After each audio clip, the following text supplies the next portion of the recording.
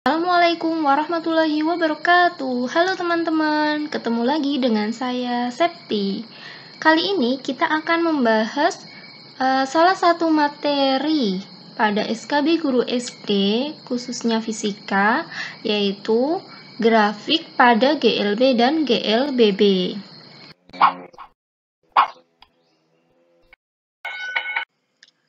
Oke, langsung saja ya teman-teman. Kali ini kita akan membahas grafik pada gerak lurus. Nah, kita udah tahu kan kalau gerak lurus itu dibagi dua, yaitu gerak lurus beraturan atau GLB dan gerak lurus berubah beraturan atau GLBB. Yang pertama kita bahas dulu tentang grafik hubungan antara jarak dan waktu. Nah, pada grafik GLB ini tuh grafiknya naik terus gitu ya, linier. Jadi gini, misalnya pada detik pertama tuh jarak yang ditempuh udah 5, detik kedua nanti bakal naik lagi jadi 10, detik ketiga tuh bakal 15 dan seterusnya. Jadi seperti ini teman-teman. Pada gerak lurus berubah beraturan, grafiknya itu ini melengkung karena ini adalah fungsi kuadrat. Pada GLB kita udah tahu ya kalau kecepatannya itu tetap. Jadi kalau grafik hubungan antara kecepatan dan waktu akan membentuk garis lurus seperti ini. Misalnya ini di angka 10 atau 20 gitu. Jadi kecepatannya tetap terus. Kalau pada GLBB kecepatannya kan berubah ya teman-teman. Nah, jadi seperti ini. Misalnya pada detik pertama kecepatannya 1, pada detik kedua 2, detik ketiga 3, dan seterusnya. Jadi naik-naik terus kalau dipercepat. Tapi kalau diperlambat nanti grafiknya bakal turun seperti ini teman-teman. Jadi misalnya detik pertama tuh 20, detik kedua nanti jadi 19, detik ketiga jadi 18, dan seterusnya.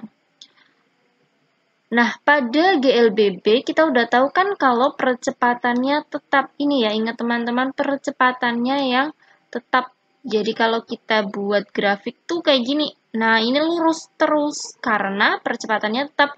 Misalnya detik pertama tuh kecepatannya 1, detik kedua 2. Kan tambahnya 1 terus gitu, teman-teman. Soal nomor 1, perhatikan grafik jarak terhadap waktu untuk benda yang bergerak lurus berikut. Ini grafiknya. Kecepatan benda pada detik ke-20 adalah titik-titik meter per sekon. Nah, kita pasti udah tahu nih teman-teman, ini adalah grafik apa? Grafik GLB, karena semakin tambah waktu, jaraknya semakin bertambah juga. Nah, ini juga lurus nih garisnya, tidak melengkung. Kalau kita nyari kecepatan, ya udah ya, GLB kan.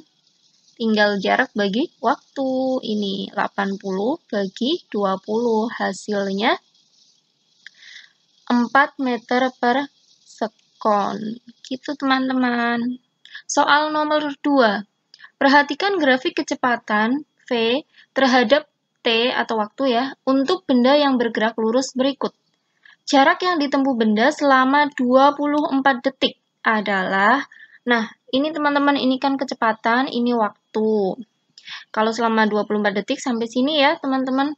Nah, kalau biasanya kita nyari jarak kan tinggal dikali ya kecepatan kali waktu kalau pada GLB. Nah, di sini kalau bentuknya grafik, maka kita mencari luasnya.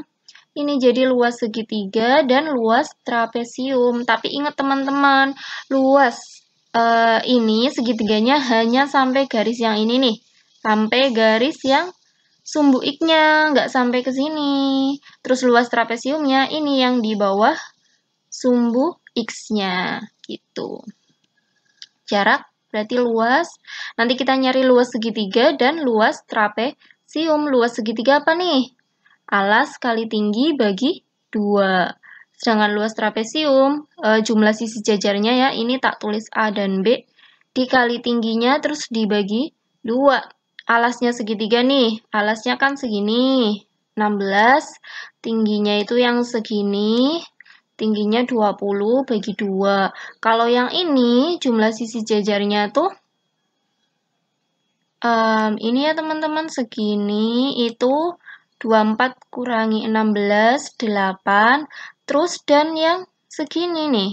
Nah, segini 24 dikurangin 20, Kan 4, jadi 8 plus 4 kali tingginya ini, tingginya 10 gitu, dibagi 2. Kenapa nggak negatif? Karena kita nyarinya jarak, bukan perpindahan, jadi tetap aja nih dipakainya 10. Ini dengan ini dicoret dapat 10 kali 16, 160, terus ini 12 kali 10 bagi 2 ya, 60. Jadi hasilnya 220, jawabannya yang E. Soal nomor 3. Sebuah mobil mainan dilepas dari titik A ke titik B melewati lintasan seperti gambar berikut. Nah, ini tuh ceritanya turunan, habis itu datar, terus tanjakan nih teman-teman. Grafik kecepatan terhadap waktu yang menggambarkan gerak mobil adalah, ini kalau di turunan menurut teman-teman dipercepat apa diperlambat? Kan semakin cepat ya. Kan artinya berarti dipercepat. Nah, kalau kayak gini datar berarti kecepatannya tetap atau GLB. Terus di sini nanjak nih, naik. Berarti kan diperlambat. Kalau kita naik sepeda di tanjakan juga semakin lambat gitu ya. Kan ini diperlambat. Berarti grafiknya, ingat teman-teman, ini kan grafik kecepatan terhadap waktu. Kalau dipercepat, semakin lama kecepatannya semakin naik atau semakin turun? Semakin naik, jadi kecepatannya tuh dia bakal naik. Kalau kayak gini tuh bakal lurus. Kalau diperlambat, kecepatannya semakin turun gitu. Berarti jawabannya yang mana? Yang B. Ini kan semakin cepat, terus habis itu tetap, terus semakin turun kecepatannya. Jawabannya yang B. Gampang kan teman-teman?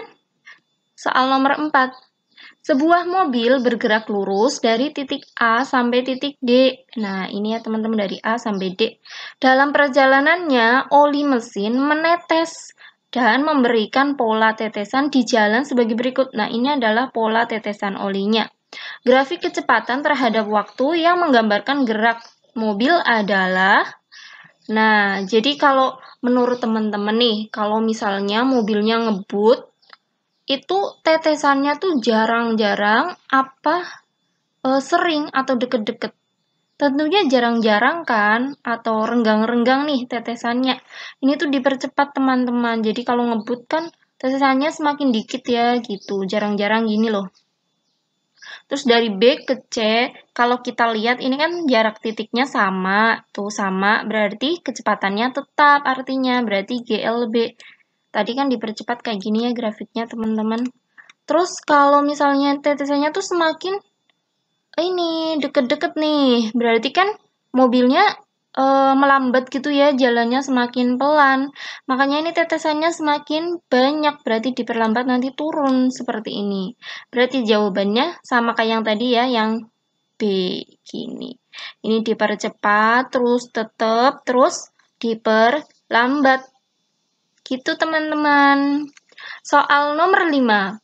Perhatikan grafik kecepatan terhadap waktu untuk benda yang bergerak lurus berubah beraturan berikut. Percepatan benda adalah titik-titik meter per sekon kuadrat. Ini kita tahu ya, ini kan GLBB yang dipercepat karena semakin tambah waktunya, kecepatannya semakin bertambah. Nah, kita kan udah tahu tuh, percepatan kan apa? Perubahan kecepatan dibagi waktu.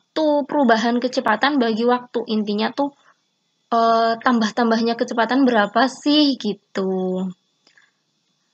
Nih, berarti kan perubahan kecepatan, kalau perubahan berarti kondisi akhir kurangi kondisi awal gitu ya, dibagi selang waktunya atau waktunya. Ini misalnya kita mau ambil dari ini sampai 0. Berarti kan perubahan kecepatannya segini tuh 20 min 0, waktunya kecepatan waktu akhirnya 10, awalnya 0. Gitu. Berarti jadi 20 min 0 kurangi 10 min 0. Jadi 2 meter per sekon kuadrat. Atau bisa juga teman-teman 10 dibagi 5 gitu. Kan sama aja 2 tuh. Sama aja teman-teman. Jadi intinya tinggal kecepatan bagi waktu gitu. Soal nomor 6. Perhatikan grafik kecepatan terhadap waktu untuk benda yang bergerak lurus berubah beraturan berikut. Percepatan benda dari B ke C adalah titik-titik meter per sekon kuadrat. Nah, kalau tadi kan cuma satu garis gitu ya teman-teman. Kalau ini ada beberapa garis nih dari A sampai D gitu kan. Cuma yang ditanyakan kan dari B ke C. Berarti kan cuma garis yang ini nih teman-teman yang naik. Percepatannya berapa sih? Sama kayak yang tadi, perubahan kecepatan bagi waktunya. Jadi kalau dari B ke C kan ini 12 kurangin 4. Waktunya berarti ini teman-teman, 4 minus 2. Ini. Jadi ini 8 dibagi 2. Hasilnya 4 meter per sekon kuadrat. Jadi jawabannya yang B. Gampang kan teman-teman? Soal nomor 7 ya. Lanjut. Perhatikan grafik kecepatan terhadap waktu untuk benda yang bergerak lurus berubah peraturan berikut. Kecepatan pada detik ke-7. Nah, ini teman-teman. Pertanyaannya tuh kecepatan. Detik ke-7. Bukan percepatan. Sedangkan di sini tuh nggak ada kan, detik ke-7 belum kelihatan tuh. Gimana nih? Ini kan kita tahu bahwa grafik ini adalah GLBB dipercepat. Kan ini semakin tambah waktunya, kecepatannya juga semakin tambah. Ini naik gitu. Ada beberapa cara nih teman-teman. Yang pertama tuh gini. Ini kan, ini kecepatan waktu masih diem ya, 0, terus ini 4, ini 8, terus habis itu pada detik ke-7 tuh berapa sih gitu kan. Kalau dari sini, dari 0 sampai 4, ini kan selang waktunya 2 tuh, 2 sekon. Ini tambahnya 4 meter per sekon kan, tambahnya selama 2 sekon ini tambahnya 4. Ini juga selama 2 sekon tambahnya 4. Kan ini ya teman-teman, ini kan selama 2 sekon. Ini tambahnya 4 kan, dari sini ke sini. Nah, kalau dari sini ke sini, pertanyaannya kan 7. Berarti dari detik ke-4 ke detik ke-7 kan tambahnya 3 sekon. Tambahnya 3 sekon. Otomatis ini bakal tambahnya berapa tuh? Pasti tambahnya 6, karena ini dikali 2 gitu loh teman-teman. Ini kan waktunya 2 sekon. Tambahnya 4. Waktunya 2 sekon, tambahnya 4. Waktunya 3 sekon, berarti bakal tambah 6. 8 tambah 6, 14 meter per sekon. Ini cara yang pertama. Cara yang kedua, ini lebih simpel lagi nih, jadi nanti teman-teman milih aja. Ini kan 2 detik, ini 4. Detik ke-4 jadi 8. Detik ke-7 ya pasti jadi 14 ya teman-teman, dikali 2 kali 2. Ini tuh, ini kali 2 4, 4 kali 2 8, 7 kali 2 14. Jadi ini tinggal dikali 2. Dikali 2 aja teman-teman.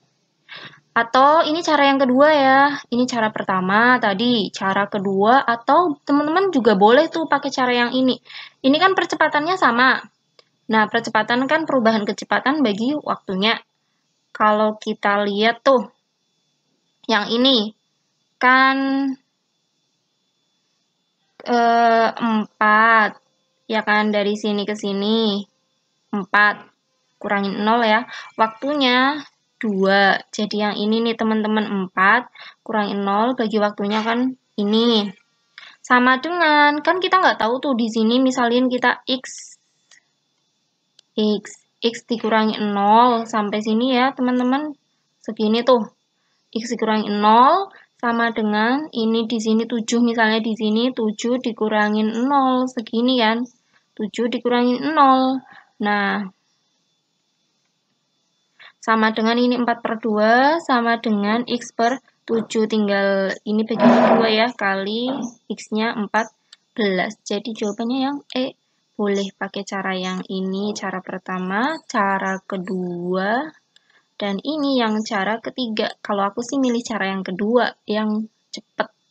Soal nomor 8. Perhatikan grafik kecepatan terhadap waktu untuk benda yang bergerak lurus berubah peraturan berikut.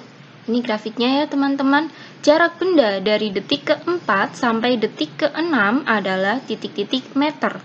Nah, kita perhatikan tuh teman-teman, pada detik ke-6 kita kan belum tahu kecepatannya berapa sih. Jadi kita cari dulu percepatannya, percepatan dari C sampai D.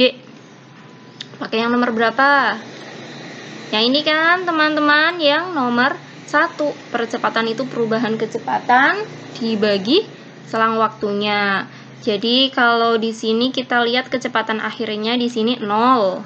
Kecepatan awalnya 12. Waktunya itu dari 4 sampai 8 ya. Jadi 8 dikurangin 4.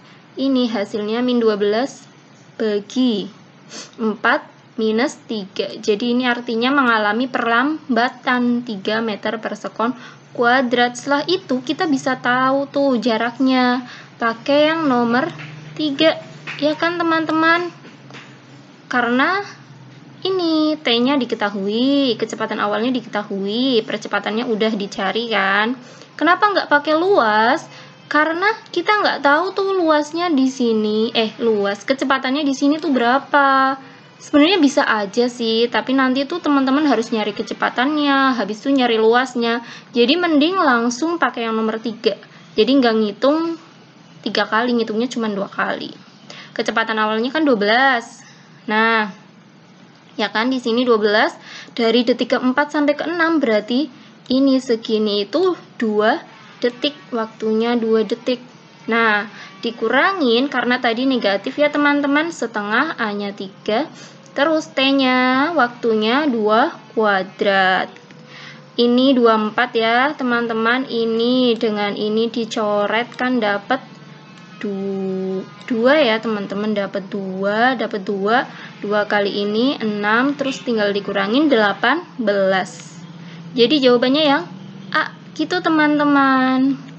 Soal nomor 9. Perhatikan grafik kecepatan terhadap waktu untuk benda yang bergerak lurus berubah beraturan berikut. Ini grafiknya teman-teman.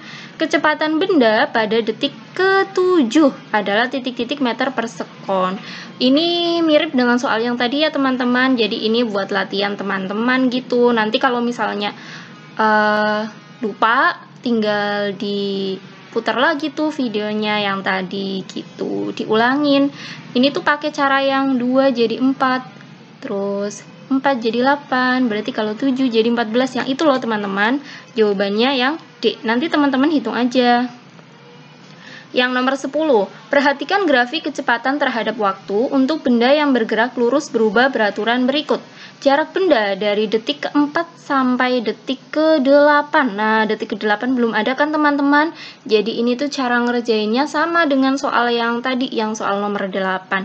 Cuma diganti angka aja, gitu. Jadi teman-teman pasti bisa. Jawabannya nanti tuh yang D, gitu. Oh ya teman-teman, kalau misalnya teman-teman pengen tuh dibuatin video apa gitu kan, tinggal tulis aja di kolom komentar. Misalnya teman-teman minta materi ini nih gitu, atau materi apa gitu. Terus teman-teman jangan lupa untuk subscribe, like, komen, dan share ke teman-teman yang lain biar video ini semakin bermanfaat bagi orang lain. Terima kasih teman-teman.